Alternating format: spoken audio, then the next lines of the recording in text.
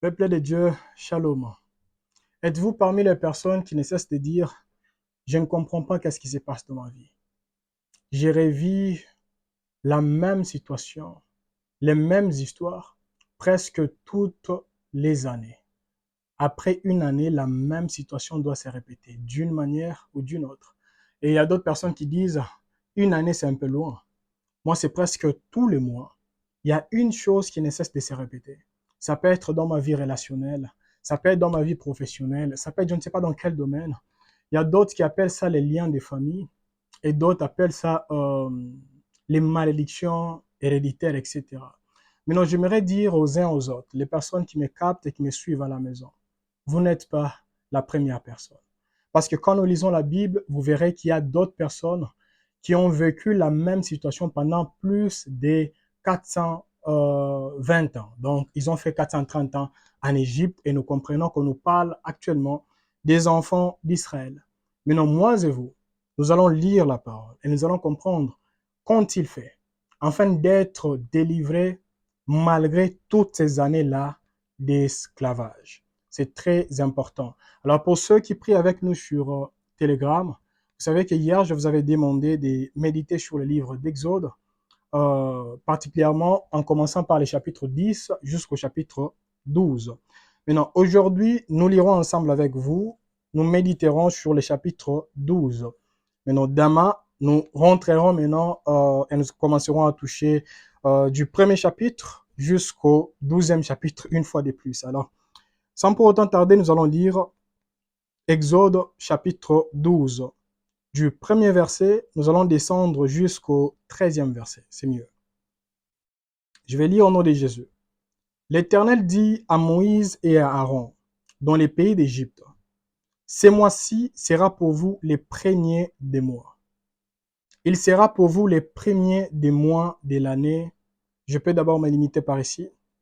Bien-aimés dans le Seigneur, pour ceux qui prient avec nous sur Telegram, vous vous rappellerez qu'un jour nous étions là et nous avions prié avec ces versets. Ces mois-ci sera pour vous les premiers des mois. Bien-aimés dans le Seigneur, vous devez comprendre que nous avons notre calendrier. Dieu également, il a son propre calendrier.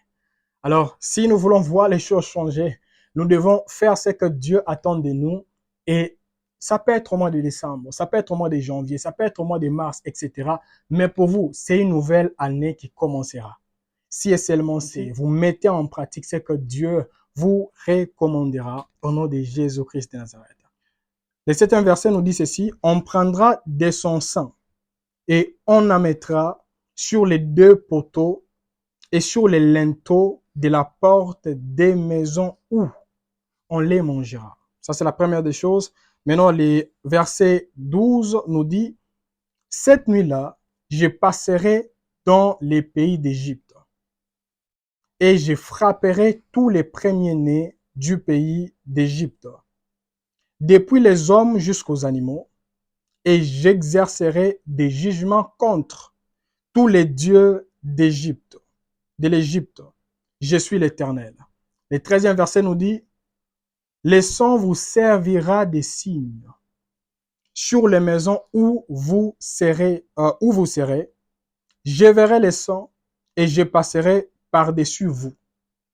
Et il n'y aura point de plaie qui vous détruira et qui vous détruise quand je frapperai les pays d'Égypte. Amen. Ici, nous comprenons qu'on nous parle d'un signe. Et le signe, c'était quoi? Le sang de l'agneau. Maintenant, ça, c'est la première des choses que vous devez souligner à la maison et écrire. Si vous avez besoin d'anéantir ce qu'on appelle, je ne sais pas, les liens générationnels, ce qu'on appelle, je ne sais pas, les malédictions à répétition, ce qu'on appelle, je ne sais pas quoi. Chacun a les noms qu'il donne à cette histoire. Mais la Bible nous dit, la première des choses que nous devons faire, c'est quoi? Appliquer le sang sur la porte. Pourquoi devons-nous appliquer le sang sur la porte? La Bible nous dit au 13e verset que le sang nous servira de quoi? Des signes. Et pourquoi ici on nous parle des signes? Pour comprendre ici, qu'est-ce que la Bible a voulu vraiment nous enseigner concernant les signes? Parce que quand nous lisons dans les livres de Genèse, on peut seulement lire Genèse, les premiers chapitres, Genèse chapitre 1, On peut seulement lire du verset 27 jusqu'au 29e verset. La Bible nous dit, Dieu créa l'homme à son image. Il les créa à l'image de Dieu. Il créa l'homme et la femme. Dieu les bénit et Dieu leur dit, soyez féconds, multipliez, remplissez la terre et l'assujettissez et dominez sur les poissons de la mer, sur les oiseaux du ciel et sur tout animal qui se meut sur la terre.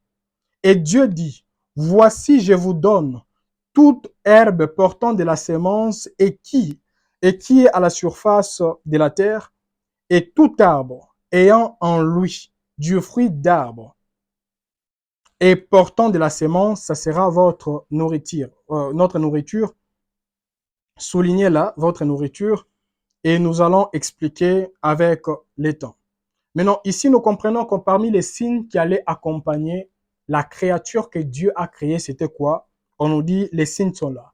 Les signes, c'est quoi? C'est la bénédiction. Les signes, c'est quoi? C'est la domination. Les signes, c'est quoi? C'est la multiplication. Maintenant, quand l'homme a péché, ces signes ont commencé à disparaître. Voilà pourquoi dans les livres d'Exode, Dieu a voulu seulement dire, ces signes rentreront si et seulement si Jésus-Christ descendait et qu'il puisse être, pourquoi pas, crucifié sur la croix de Golgotha. Et toutes les personnes qui croient en lui, les mêmes signes qui accompagnaient Adam et Ève, ce sont les mêmes signes qui les accompagneront. Maintenant, je nous pose la question à la maison. Bien-aimés dans le Seigneur, quels sont les signes qui vous accompagnent dans vos business? Quels sont les signes qui vous accompagnent dans votre vie spirituelle? Quels sont les signes qui vous accompagnent dans votre entourage? S'il y a les signes qui ne viennent pas de Dieu, qui ne proviennent pas de Dieu, par la grâce de Dieu, nous comprendrons et nous venons à peine de comprendre que la première des choses à appliquer, c'est quoi? C'est le sang de Jésus. C'est le sang de Jésus qui doit enlever les signes de l'ennemi et puis appliquer, pourquoi pas, les signes qui proviennent de Dieu. Voilà pourquoi Jésus-Christ, après la résurrection, qu'est-ce qu'il a dit? Voici les signes qui vous accompagneront. Marc chapitre 16, on peut seulement lire du 15e verset au 17e verset. Voici les signes qui vous accompagneront. Ou voici les miracles qui vous accompagneront. Et là, nous comprenons, nous en tant qu'enfants de Dieu, il y a des choses qui doivent nous accompagner. Mais quand on nous regarde, ce ne sont plus ces signes qui nous accompagnent, mais c'est les signes de notre ennemi qui sont en train de nous accompagner jusque-là. Et pendant ces 3 jours de jeûne et prière, comme je l'ai si bien dit, nous commencerons ce vendredi, nous allons clôturer les dimanches. Et pour ceux qui nous suivront peut-être en rediffusion, peut-être 1 mois après, 2 mois après, 3 mois après, il n'y a pas de problème. Je vous demanderai seulement de suivre les vidéos que nous posterons et les lives que nous lancerons. Et par la grâce de Dieu, vous serez bénis et vous partagerez avec nous vos témoignages. Maintenant, nous allons lire un passage qui m'avait beaucoup béni. Nous sommes dans les livres des psaumes. Les psaumes, chapitre 74. On va lire les 4e versets et nous allons également lire les 9e versets. Vraiment, ces psaumes nous aidera, pourquoi pas, à prier la soirée d'aujourd'hui dans notre groupe Telegram. Je vais lire les 4e versets. La Bible nous dit, tes adversaires ont rugi au milieu de ton temple. Au milieu de ton temple. Ils ont établi pour signe leurs signes. Waouh!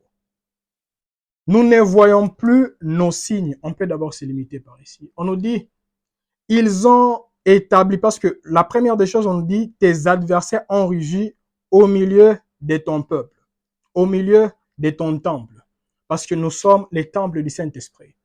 Et quand on nous regarde, bien-aimés dans le Seigneur, deux fois peut-être vous, quand on vous regarde, ça peut être dans votre santé. Ce n'est pas le lion de la tribu de Juda qui est en train de rugir, mais plutôt l'adversaire qui rugit à la place du lion de la tribu de Juda. Maintenant, on nous dit, ils ont établi pour signe leur signe. Et quand nous regardons votre vie, peut-être ce que vous vivez là actuellement, c'est un signe qui ne provient pas de Dieu, mais plutôt un signe qui provient de l'ennemi. Et comme je l'ai toujours dit, pour comprendre quels sont les signes qui nous accompagnent, je l'ai toujours dit, veillons méditer sur Deutéronome chapitre 28. du premier verset au dernier verset. Et là, vous comprendrez que ce chapitre est subdivisé en deux grandes parties. La première partie nous révèle les signes qui accompagnent ceux qui marcheront selon la volonté de Dieu. Si tu marches selon la volonté de Dieu, il y a des signes qui t'accompagneront. Et si tu ne marches pas selon la volonté de Dieu, il y a également les signes qui t'accompagneront. Maintenant, je ne sais pas quels sont les signes qui vous accompagnent. Ça peut être, si ce sont les signes de Dieu, nous acclamons. Vraiment, vous êtes sur la bonne voie. Mais si ce sont les signes de l'ennemi, il est grand temps, bien-aimé de le Seigneur, afin que cela s'arrête. Au nom de Jésus-Christ de Nazareth. Avant la fin de ce mois, avant la fin de cette année, avant la fin, je ne sais pas, de cette semaine, avant, je ne sais pas, la fin de cette journée. Parce que tout dépend de votre foi. La Bible nous dit, ils ont établi pour signe leurs signes. Nous aurons le temps de prier avec vous. Et puis, le dernier verset nous dit, nous ne voyons plus nos signes. Nous ne voyons plus nos signes. Quels sont nos signes? Comme je vous ai dit, dans Genèse chapitre 1, du 27e verset au 29e verset, ce sont des signes qui doivent nous accompagner. Quand quelqu'un nous regarde, la personne doit voir Dieu au travers de nous. La personne ne doit pas voir premièrement les malédictions. Deuxièmement, je ne sais pas, les problèmes à répétition. Troisièmement, je ne sais pas quoi. Non. Il doit voir vraiment que nous sommes en train de refléter notre Créateur. Car il nous a créés à son image et à sa ressemblance. Maintenant, nous allons lire un autre passage. Et nous allons vraiment comprendre cela. Nous sommes dans 1 Samuel, le chapitre 2, les versets 34. 1 Samuel, le deuxième chapitre, les versets 34. La parole nous dit, tu auras pour signe ce qui arrivera à tes deux fils, Ophni et Phiné. Ils mourront tous les deux le même jour. Amen. Bien-aimés dans le Seigneur, il y a d'autres choses qui se manifestent sur la terre, mais c'est l'accomplissement d'un signe qui a déjà été dit ou prédit en esprit. Et pour ceux qui méditent la parole, vous savez que cette histoire, ces signes, s'étaient manifestés. Et quand nous lisons également les livres de Job, les premiers chapitres, vous verrez que le même signe s'était manifesté. Et le signe, c'était quoi? Le diable a voulu exterminer les enfants de Job et puis toucher, affecter négativement les finances de Job, et tout était arrivé, c'était presque le même jour. Et par là, nous comprenons quoi, bien-aimés de le Seigneur, nous comprenons qu'il y a d'autres choses, quand ça se manifeste sur la terre, ça nous révèle déjà les signes que l'ennemi, l'adversaire a établis sur les temples de Dieu que nous sommes. Bien-aimés de le Seigneur, il est tellement important, enfin qu'en tant qu'enfant de Dieu, que nous prenions autorité. Et non prier seulement pendant 2 jours, pendant 3 jours, pendant 4 jours. Non. Nous disponibiliser devant la face de Dieu, disant, Seigneur, j'ai vu ça dans la vie de mes enfants. Et les signes, ça peut être quoi? Peut-être, vos enfants sont comptés parmi les bourriques. Les signes, ça peut être quoi? Peut-être, vos enfants sont comptés parmi les personnes qui sont tellement têtues. Et pourtant, vous vous rappelez très bien, dans l'enseignement que j'avais enseigné tout au long de cette année, je pense que c'était 2 fois, je ne me trompe pas. Et l'enseignement, c'était quoi? De la grossesse à la naissance. Et quand nous étions en train de parler concernant les enfants, les promesses qui doivent se manifester dans la vie des enfants de Dieu, on a eu le temps de partager avec vous. Je vous ai dit, il y a tel verset, tel verset, tel verset. Ce sont des promesses que vous devez commencer à confesser sur la vie de vos enfants. Ça, c'est très important. Alors, nous allons lire un autre passage. Nous sommes dans Ésaïe, le chapitre 7, le verset 14. La Bible nous dit, c'est pourquoi le Seigneur lui-même vous donnera un signe. Donc, il y a des signes qui proviennent de l'ennemi. Il y a également des signes qui proviennent de notre ami qui est Dieu, notre Créateur, notre ami fidèle. C'est lui qui a toujours été à nos côtés, qui nous a jamais, au grand jamais, abandonnés seuls. La Bible nous dit, c'est pourquoi le Seigneur lui-même vous donnera un signe. Voici, la jeune fille deviendra enceinte. Elle enfantera un fils et elle lui donnera le nom d'Emmanuel. Alors je vous pose la question. Ces signes est-il déjà accompli? Si oui, nous devons croire que les signes de l'ennemi qui régnaient dans nos vies, dans nos santé, etc., ces signes doivent disparaître au nom de Jésus-Christ de Nazareth. Au nom puissant du Seigneur Jésus-Christ. Nous allons rentrer dans les livres d'Exode, les chapitres 12, là où nous étions. Nous allons maintenant descendre. Comme j'avais dit, les signes, nous devons les appliquer où? C'est sur la porte. Et quand on nous parle de la porte bien-aimée dans le Seigneur, alors je nous pose la question. Combien de personnes parmi nous, nous élevons le nom de Dieu à la maison? Et chaque nuit avant de dormir, il y a ceux qui ne cessent de répéter que le sang de Jésus couvre mes études, couvre mon travail, couvre, je ne sais pas, mes business, etc. Mais quand vous réveillez le matin, vous voyez que vous avez prié, vous avez prononcé, vous avez appliqué les signes, placé les signes dans votre maison, mais apparemment ces signes ne vous ont pas protégé. Maintenant, nous posons la question, c'est quoi les problèmes? Parce que quand on nous dit qu'il fallait appliquer les sons sur la porte, et quand nous descendons dans la Nouvelle Alliance, dans le livre de Jean, qu'est-ce que Jésus a dit? Il a dit, je suis la porte de mes brebis. Donc, si nous voulons que ce que l'ennemi prononcera contre nous, que cela ne puisse pas nous atteindre, etc., il faut que Jésus puisse être notre porte. Et vous vous rappellerez, un jour nous étions en train de prier avec vous et je vous avais dit ceci. La Bible nous dit, dans le livre d'Apocalypse, Jésus-Christ a dit, je me tiens à la porte et je frappe. Celui qui entendra ma voix ouvrira, j'entrerai et je souperai avec cette personne. Et j'avais développé ces jours-là en disant ceci. La porte qui s'appelle Jésus-Christ s'est retrouvée à l'extérieur de la porte. C'est ce qui se passe dans nos vies bien-aimées dans le Seigneur. Au lieu que la porte soit là, parce que si la porte qu'on appelle Jésus, elle est là devant nous, elle est là dans nos vies, etc., elle empêchera à ce que tout ce que l'ennemi, parce que la porte nous sert à quoi? La porte sert à, pourquoi pas à filtrer, ou à nous aider à comprendre qu'est-ce qui entrera dans notre maison et qu'est-ce qui sortira officiellement dans notre maison. Maintenant, aujourd'hui, nous avons des hommes et des femmes qui disent Jésus est la porte, mais ces hommes et des femmes ont également leurs fenêtres. Nous ouvrons les fenêtres, mais nous disons que la porte est là. Bien-aimés dans le Seigneur, la porte doit rester Jésus-Christ de Nazareth. Avant qu'une chose ne puisse entrer dans nos maisons, il y a d'autres personnes qui nous suivent. Vous nous suivez là. Vous priez avec nous, vous gênez. La Bible ne cesse, des versets bibliques plutôt ne cessent de sortir dans vos bouches, etc. Mais quand on regarde, qu'est-ce qui entre dans votre maison? Nous nous posons la question, est-ce que la porte était-elle vraiment d'accord avec ce qui est entré dans la maison? C'est que vous regardez dans votre maison. Est-ce que la porte a-t-elle dit, je suis d'accord avec ça? Si la porte a dit non, alors pourquoi vous acceptez que ces histoires se retrouvent dans vos maisons? Dans vos maisons. Ça, c'est très important parce qu'en descendant, la Bible nous dit, on peut seulement commencer au 4e verset, à partir du 4e verset, nous descendons. Si la maison est trop peu nombreuse pour un agneau, on les prendra avec son plus proche voisin. Maintenant, nous comprenons quoi? Premièrement, il fallait appliquer le sang sur la porte. Et deuxièmement, à l'intérieur, il fallait manger l'agneau. Maintenant, je nous pose la question. Combien de personnes sont en train de manger l'agneau journalièrement? Journalièrement.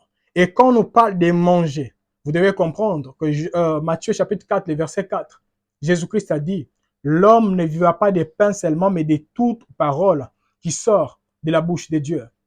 Bien-aimés dans le Seigneur, il y a d'autres personnes qui veulent mettre fin à, je ne sais pas, à la malédiction, je ne sais pas, au lien des familles, ce qu'ils appellent lien des familles, je ne sais pas à quoi, je ne sais pas à quoi, mais ces hommes et ces femmes ignorent que pour que cela puisse tomber, pour que cela prenne fin, moi et vous, nous devons prendre la décision de commencer à manger l'agneau journalièrement. Et je dirais que nous nous comportons des fois comme les peuples d'Israël qui suivaient la personne qu'on appelle Jésus. Et Jésus, quand il a vu que le peuple venait, Jésus a dit quoi? Vous me suivez, c'est parce que vous avez vu que j'ai manifesté les miracles. Dieu a manifesté les miracles au travers de moi. Là, je ne peux plus vous donner les pains que vous cherchez. Vous devez maintenant manger ma chair et boire mon sang. Et la Bible nous dit que la foule était partie loin de Jésus. Et c'est ce qui se passe, bien aimé dans le Seigneur. Combien de personnes aujourd'hui, ils se connectent, ils prient, ils regardent des prédications, etc. C'est parce qu'ils traversent un moment difficile. Mais la personne ne veut pas vraiment manger l'agneau comme il se doit. La personne ne veut pas se focaliser sur les choses de Dieu afin de comprendre ce que Dieu veut que la personne comprenne. Et des fois, nous nous comportons comme un étudiant qui se prépare uniquement, c'est parce qu'il y a un examen. Et après cet examen, si vous posez la même question à cet étudiant, la personne ne se souviendra même plus des questions qui ont été posées et des réponses qu'il a données. Bien-aimés dans le Seigneur, la Bible nous dit que nous devons manger l'agneau. Et nous devons la manger comment? À la hâte, rapidement. Mais quand nous nous posons la question à la maison, bien-aimés dans le Seigneur, combien de personnes aujourd'hui se disent, je vais méditer, peut-être tu avais ouvert la Bible, c'était la semaine passée. Et aujourd'hui ou demain, vous allez ouvrir la Bible, c'est parce que vous êtes en train de suivre une prédication. Et là, vous voulez ouvrir la Bible afin de lire les versets qu'on est en train de vous prêcher. Bien-aimés dans le Seigneur, nous devons commencer à ouvrir la Bible volontairement. Et on nous dit, nous devons manger l'agneau à la hâte. Bien-aimés dans le Seigneur, il y a des malédictions qui tombent par la nourriture. Et il y a également des malédictions qui ne tomberont pas parce que vous priez trop, parce que vous jeûnez trop, mais plutôt parce que vous méditez sur la parole de Dieu. Il y a d'autres personnes qui disent, non, moi je ne crois pas en ça. Alors, croyez-vous que en méditant ou en lisant un livre des hommes et des femmes qui se retrouvent dans des sciences occultes, etc., vous serez également possédé par les démons? Il y a plusieurs personnes à la maison qui me diront, ouais, en lisant vraiment ces livres, je suis sûr et certain que je serai possédé par les démons. Alors, pourquoi ne croyez-vous pas qu'en méditant la parole de Dieu, il y a également d'autres esprits peut-être qui cherchaient à vous dominer, etc., commenceront à fuir parce que vous êtes seulement en train de méditer sur la parole de Dieu. Je me rappelle, il y a une sœur qui m'avait appelé une fois, je lui ai dit, si cette histoire continuait vraiment, peut-être tu as des attaques pendant la nuit et ça continue toujours à se répéter, deux fois tu n'as plus besoin de prier. Prends seulement la Bible, médite et commence à confesser la parole et puis dors. Elle a fait cela le lendemain matin, elle m'avait appelé, elle m'a dit, je ne savais pas. Vraiment, je ne savais pas que la Bible fonctionnait de telle manière parce que j'ai essayé. J'ai été attaqué pendant la nuit, mais j'ai ouvert seulement la Bible et j'ai commencé à confesser. Je lis les versets et puis je me suis endormi jusqu'au petit matin. Bien-aimés dans le Seigneur, il y a des malédictions qui ne tomberont pas par les jeûnes, par les offrandes, par ceci et cela, mais ça tombera par la nourriture. Vous devez manger l'agneau. Mangeons l'agneau, bien-aimé dans le Seigneur. Maintenant, en descendant, la Bible nous dit qu'est-ce qu'il fallait encore faire. Premièrement, il fallait appliquer le sang sur les linteaux ou sur la porte. On a expliqué. Deuxièmement, il fallait manger l'agneau. Nous venons à peine d'expliquer. Il y a d'autres personnes qui ne croient pas que la malédiction peut se manifester au travers de la nourriture. Croyez-vous également que quelqu'un peut communiquer la sorcellerie au travers d'une nourriture? Si oui, nous pouvons également communiquer la vie au travers d'une nourriture. C'est pourquoi cela n'a pas commencé avec les sorciers bien-aimés de le Seigneur. Lisez dans les livres de Genèse, le 3e chapitre, vous comprendrez que la malédiction est entrée, c'est au travers de la nourriture. Voilà pourquoi Dieu, il a fait comment? Avant de délivrer les peuples d'Israël, il a compris que comme les premiers Adam, il a attiré la malédiction dans sa vie, c'était au travers de la nourriture. Alors, les peuples que moi j'appelle mon fils aîné, parce que le peuple d'Israël, Dieu appelait mon fils aîné. Donc, il ne voyait qu'une seule personne. Vous comprenez maintenant la révélation qui se cache. Il les a dit quoi? Pour être délivré, vous devez premièrement verser le sang. Verser le sang. Et vous comprenez que Jésus-Christ allait mourir parce que même après la mort, plutôt les péchés d'Adam et Ève, Dieu avait tué un animal. C'était vraiment une image de Jésus qui allait mourir afin de couvrir les péchés de l'humanité. Vous devez tuer. Pourquoi c'est le peuple qui allait tuer? C'est parce que quand Jésus allait venir, c'est le peuple qui allait trahir Jésus afin de tuer Jésus sur la croix de Golgotha. Et cela s'était manifesté. Vous devez tuer l'agneau et puis l'appliquer. Appliquer son sang plutôt sur la porte. Et des deux, vous devez manger. Pourquoi manger? C'est parce que, comme je l'ai dit, la malédiction est entrée par la nourriture et la bénédiction également doit rentrer au travers de la nourriture. Et quand vous entrez dans la nouvelle alliance, et vous verrez que Jésus-Christ, quand il a voulu commencer son ministère, il a été tenté par la nourriture.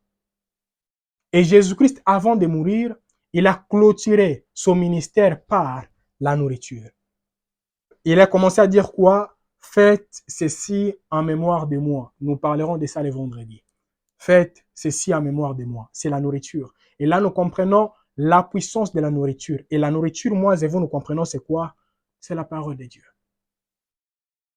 Bien-aimés dans le Seigneur, décidez-vous d'être compté parmi les personnes qui se diront, je ne passerai pas une journée sans méditer même un seul chapitre dans la parole de Dieu. C'est très important. Premièrement, il fallait appliquer les sons sur la porte. Deuxièmement, il fallait faire quoi? Il fallait manger l'agneau. Troisièmement, il fallait faire quoi? Il fallait être bien habillé, bien revêtu.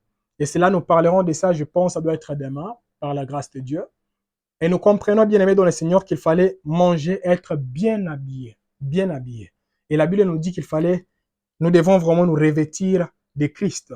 Alors, il y a d'autres personnes, quand on nous parle seulement des vêtements, les vêtements, vous devez comprendre que les vêtements couvrent notre nudité. Et je ne sais pas, il y a un enseignement qu'on a déjà lancé qui se retrouve sur YouTube, les mystères cachés derrière les vêtements spirituels. Pour ceux qui n'ont jamais suivi cet enseignement, là, nous parlons vraiment des vêtements. Veuillez suivre cet enseignement. Nous parlons des vêtements. Il y a d'autres personnes, j'avais dit dans cet enseignement qu'il y a d'autres combats qui sont attachés aux vêtements. Peut-être il y a un vêtement que quelqu'un t'a déjà fait porter et ces vêtements commencent à t'attirer les malédictions, les problèmes, etc. C'est biblique. Et nous devons également savoir comment les manifester par la grâce de Dieu. Il y a même un verset que j'aimerais que nous puissions lire. Nous sommes dans le livre de Genèse. Genèse, il y a une chose qui m'avait tellement plu, c'est ce que Joseph avait fait. Nous sommes dans Genèse chapitre 41. Genèse 41. On va lire seulement le 14e verset. La Bible nous dit, Pharaon fit appeler Joseph. On les fit sortir en acte des prisons. Il se rasa, changea de vêtements et se rendit vers Pharaon. Amen. Je vous pose la question. Y avait-il quelqu'un qui avait rasé les cheveux de la personne qu'on appelle Joseph? Y avait-il quelqu'un qui avait revêtu Joseph? Non. Lui-même, quand il a seulement entendu que les rois m'appelaient, la personne s'est dit elle-même, non, je dois me raser et je dois changer de vêtements. Et j'aimerais dire aux hommes et aux femmes qui me suivent, deux fois peut-être vous êtes dans une situation un peu compliquée et vous avez traversé les moments compliqués et vous commencez à vous dire, chaque fois quand une bonne relation commence à venir et vous commencez à vous dire, je ne sais pas si ça va encore traîner parce que la dernière fois quand j'ai eu cette opportunité d'avoir une grosse somme d'argent, c'était toujours comme ça et après un temps, cette porte s'était fermée. Bien-aimés dans le Seigneur, j'aimerais vous rappeler, nous devons commencer à faire comme Joseph. Nous allons expliquer cela les vendredis. Qu'est-ce que Joseph a fait? La première des choses, on nous dit, il se rasa. Donc lui-même, il a vu que l'état dans lequel il s'est retrouvé n'était pas bon, tellement bon. La personne a dit, ça doit rester dans la prison et je dois aller propre. C'est que j'aimerais dire à quelqu'un, peut-être vous avez déjà reçu un appel, peut-être il y a une opportunité déjà qui est devant vous. Prenez le temps de vous raser. Et vous allez vous raser comment? C'est dans la prière, dans les jeûnes et dans la méditation. Et quand vous méditez, vous dites, non, Seigneur, s'il y a d'autres choses qui ne confessent pas ton sein, non, il y a d'autres choses que toi, tu n'aimes pas en moi, s'il te plaît, révèle-moi cette histoire afin que cela ne puisse pas bloquer la porte que tu viens à peine d'ouvrir dans ma vie au nom de Jésus. Mais malheureusement, plusieurs personnes, quand ils reçoivent seulement un appel, ils sautent sur l'opportunité, ils vont. Mais quand les choses commencent à compliquer là-bas, Seigneur, pourquoi moi? Bien-aimé dans le Seigneur, quand une porte s'ouvre, comme Joseph, rasons-nous, changeons de vêtements. Si un vêtement, tu te rappelles et tu vois que c'est un vêtement qui ne cesse de se répéter, non. Prenez la décision en disant, à partir de maintenant, ces vêtements doivent prendre fin aujourd'hui et c'est un autre vêtement qui doit m'accompagner au nom de Jésus-Christ de Nazareth. Et on nous dit, et il s'est rendu maintenant vers Pharaon. Donc, nous expliquerons cela prochainement. Alors, nous allons rentrer, avant de conclure, nous sommes toujours dans le livre d'Exode, le chapitre 12. La Bible nous dit, après cela, qu'est-ce qu'il a fait? Il avait également dans sa main, tout le monde avait également dans leurs mains les bâtons. les bâtons qui étaient un signe d'autorité. Bien-aimés dans le Seigneur, pendant que nous avons appliqué les sons à l'extérieur pour prouver à tout le monde que nous appartenons à Dieu au travers de Jésus. Des deux, pendant qu'à l'intérieur, nous sommes en train de manger. Et à l'intérieur, c'est l'histoire de l'âme. Et pour ceux qui nous suivent, vous connaissez déjà la différence qu'il y a entre l'âme et l'esprit depuis très longtemps. C'est l'histoire de l'âme. Quand nous restaurons maintenant ce qui se passe dans l'âme. Et la troisième des choses, c'est l'autorité maintenant qui doit se manifester. Et la cinquième des choses, qu'est-ce qui se passe? La Bible nous dit. La Bible nous dit qu'il s'est préparé.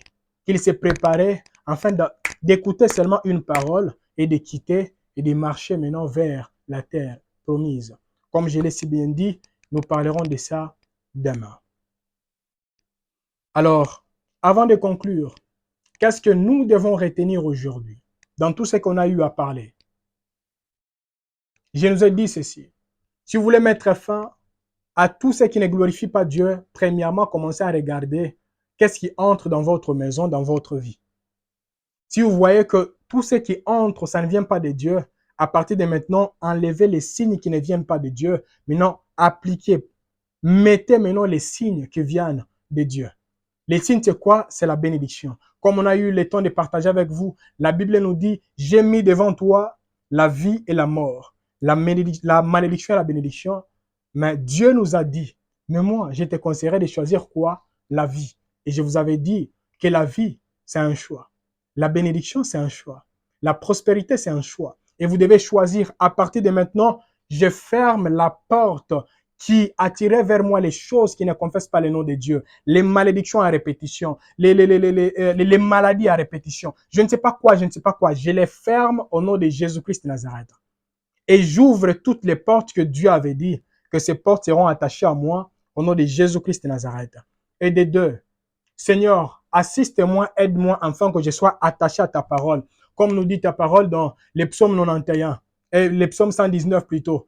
Je dois m'attacher à ta parole et vivre dans les psaumes 91. Manifester, demeurer dans ta présence afin que tout se passe selon ta volonté. Parce que on ne mange pas l'agneau tout en étant debout, mais nous mangeons l'agneau tout en nous asseyant quelque part.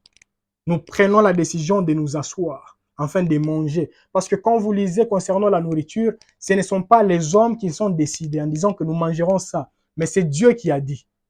Vous devez manger ça. Et vous devez manger l'agneau où? C'est à l'intérieur de la maison. Alors, combien de personnes disent, vous appliquez les sons à l'extérieur, mais vous ne mangez pas l'agneau à l'intérieur de la maison. Ça, c'est très important. Et j'ai encore ajouté, bien aimé dans le Seigneur, si vous voulez que les choses puissent changer, vous devez également commencer à marcher avec l'autorité. Et en dernier lieu, nous devons toujours être prêts à sortir, prêts à aller là où Dieu veut nous amener. Nous allons conclure seulement avec 2 requêtes. La première requête que j'aimerais prier avec vous à la maison, c'est quoi? Seigneur, dès aujourd'hui, je te prie que tous les signes, peut-être qui m'accompagnent, moi je trouve que c'est normal, mais toi-même, toi personnellement, tu sais que ces signes ne viennent pas de toi. Seigneur, je te demande de me révéler ces signes au nom de Jésus. C'est la première des choses. Et deuxièmement, nous allons prier en disant, Seigneur, tous les signes, ça peut être les signes de malédiction, les signes de déception à répétition. Je ne sais pas quelle sorte de signes. Seigneur, je commence à les mettre, à les déstabiliser, à les anéantir dès aujourd'hui. Au nom de Jésus-Christ, prions.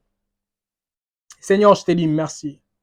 Merci éternel parce que tu as permis à ce que je puisse partager avec tes filles et avec tes fils. Malgré les malédictions, malgré les paroles qui ont été prononcées, consciemment ou inconsciemment, Seigneur, contre l'avenir de tes filles et contre l'avenir de tes fils. Seigneur, j'abandonne nos vies entre ta main. Je suis en train de prendre autorité éternelle contre tous les signes qui ne viennent pas de toi. Ça peut être les signes de malédiction, les signes de blocage, les signes de déception, les signes éternels des amers, des stagnations éternelles qui cherchent toujours à nous maintenir dans une même dimension pendant longtemps. Seigneur, je prends autorité afin que dans la vie de ta fille et dans la vie de ton fils éternel, que la lumière soit au nom de Jésus. Et que tout ce qui s'est caché, tout ce que ton fils et ta fille ne voyaient pas, commence à les voir au nom de Jésus. Tous les signes éternels, tous les symptômes tous les symptômes qui passaient, qui se manifestaient en cachette éternelle, mais que ton fils et ta fille ne le savaient pas. Que cela puisse être exposé et anéanti au nom de Jésus-Christ de Nazareth. Seigneur, je prie, pendant ces moments de prière éternelle, que toi, tu puisses nous accompagner, nous diriger, afin que tes signes accompagnent nos maisons au nom de Jésus. Que tes signes accompagnent nos enfants au nom de Jésus. Que tes signes accompagnent les hommes et les femmes qui sont attachés à nous au nom de Jésus-Christ de Nazareth. Comme Jésus-Christ a dit, voici les miracles qui nous accompagneront. Seigneur, je proclame dans la vie de ta fille et dans la vie de ton Fils éternel, qu'il y ait d'autres miracles qui nous accompagneront. Et non, les signes qui ne proviendront pas de toi, au nom de Jésus-Christ de Nazareth. Au nom de Jésus-Christ de Nazareth. Amen. Bien-aimés dans le Seigneur, merci beaucoup de nous avoir suivis. Je nous demanderai de suivre toutes les vidéos que nous posterons. Et je suis sûr et certain que ces vidéos vous béniront et béniront également d'autres personnes qui seront attachées à vous. Et nous attendrons pourquoi pas vos témoignages, parce que je sais que si nous appliquons ce que nous serons en train de partager avec vous, ça vous bénira et ça bénira également les hommes et les femmes qui seront attachés à vous. Soyez bénis et à la prochaine. Shalom.